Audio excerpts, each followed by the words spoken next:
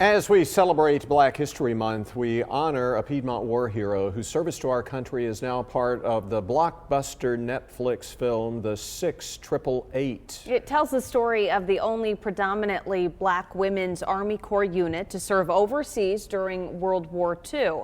And a woman from Elkin was part of it. Her family tells Natalie Wilson not only did she break barriers, she was part of breaking records. Nope, let me back up a little bit more. When he's, here. right there, yeah. They've watched the movie so many times. You want to see your GiGi dance? She can dance. They know exactly where to find the scenes that make them laugh and the ones that make them cry. Tyler Perry's film, The 6888, is History Meets Hollywood, bringing global attention to a true story many had never heard of until now. I am Captain Charity Adams.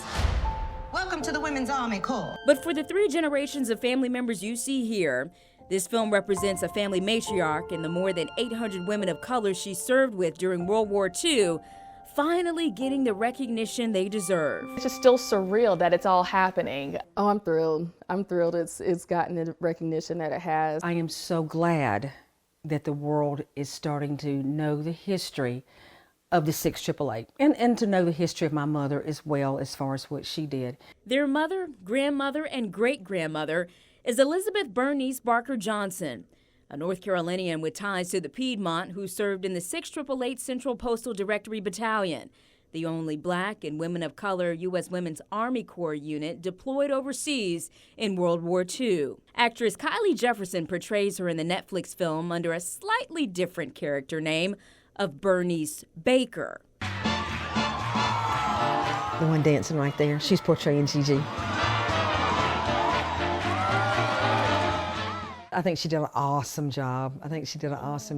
And now that I know that my mother liked the jitterbug, it just makes it that much more special to see that. From lighthearted moments like those to the ones that can be tough to watch, they appreciate how the film is reaching a new audience and highlighting how these women had to complete what seemed like an impossible assignment once in England.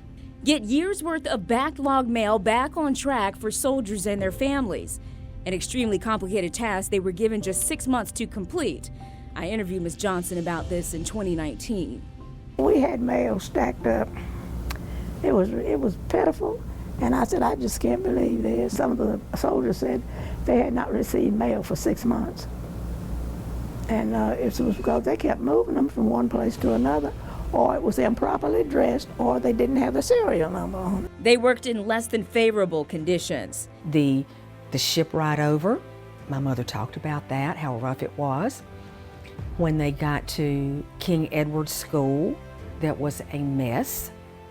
That was true. Yet the women remained diligent, strategizing to work in 3 8-hour shifts 7 days a week. Sometimes we work as late as 11, 12 o'clock at night, but we had to get it done. And they did, sorting more than 17 million pieces of mail, not in 6 months, but in 3. And that's not including the years of backlogged mail they got on track in less than 6 months in France. It was hard. I'm not going to tell anybody it was easy. It was not.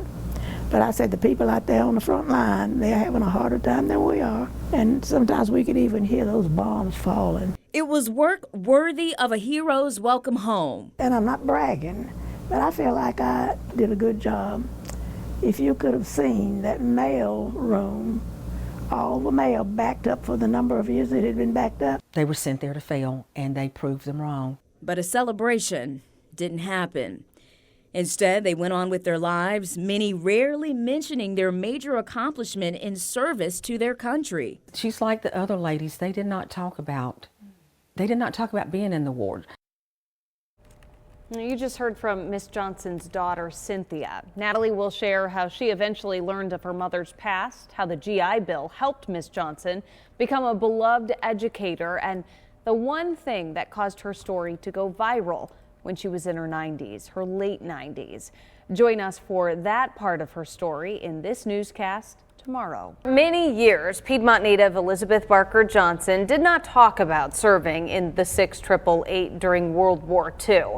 Her family says it's a story they learned about slowly over time, including when her daughter stumbled upon her military honors. One thing was always clear, though. She made sure to make the most of every opportunity once she came home. As Fox 8's Natalie Wilson explains, that led to changing lives in the classroom.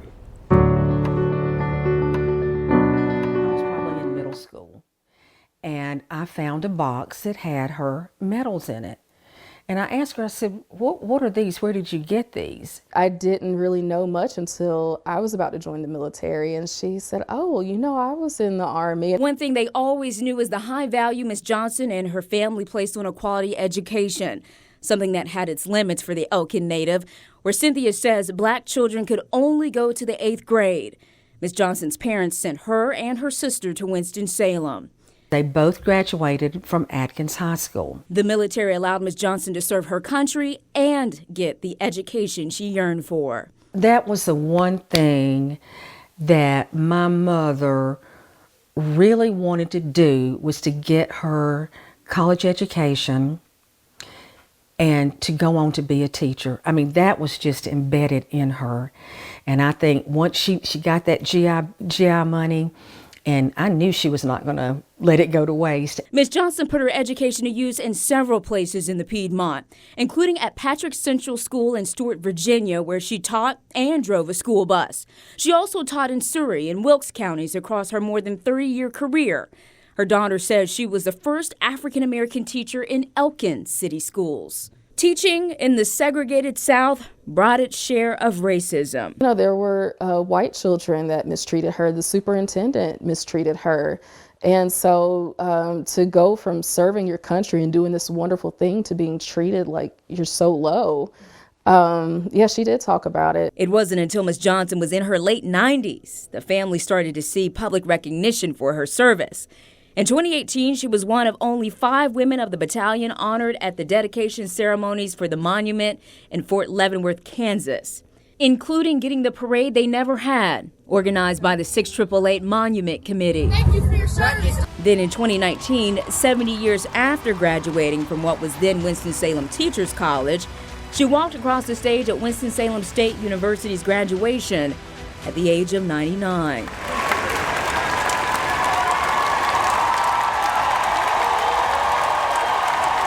Her graduation, when that went pretty much worldwide, and people were seeing it on social media, and then they were contacting me like, I did not know, I had your mother as a teacher. I did not know she was a World War II veteran. She never talked about it. That was the same year she received the Audie Murphy Award in Washington, D.C. at the American Valor, A Salute to Our Heroes event. Sadly, Ms. Johnson did not live to see Tyler Perry's film. She passed away in 2020 at 100 years old. But her family is thankful for the many ways her legacy lives on. They've established the private first-class Elizabeth Bernice Barker Johnson Foundation, which will allow them to provide educational scholarships to several deserving children. Tiffany, one of Miss Johnson's 3 grandchildren, is also a veteran, having served in the U.S. Navy. She did inspire me to join the military. And Miss Johnson did live to meet her great-granddaughter, Elizabeth. I think she was even still surprised that she was like, wait, you named her after me? I'm like, yes, she is going to carry on your name. I was like, you are a strong woman, and, if she just has even just an ounce of your strength, she will still be in great company. The movie had more than 50 million views in its first 4 weeks of streaming. And for the millions more views from around the world, people will see the real-life Bernice Barker before it ends. It's still emotional. Very much so. And I think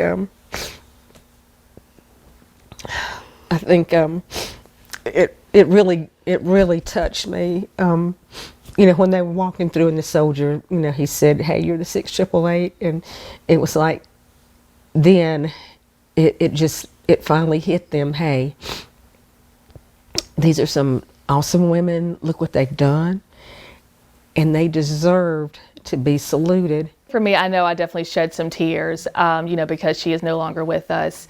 It was just nice to see her face again, and just knowing that the amount of people that have watched the movie, they're Googling her now, so they're now seeing her stories.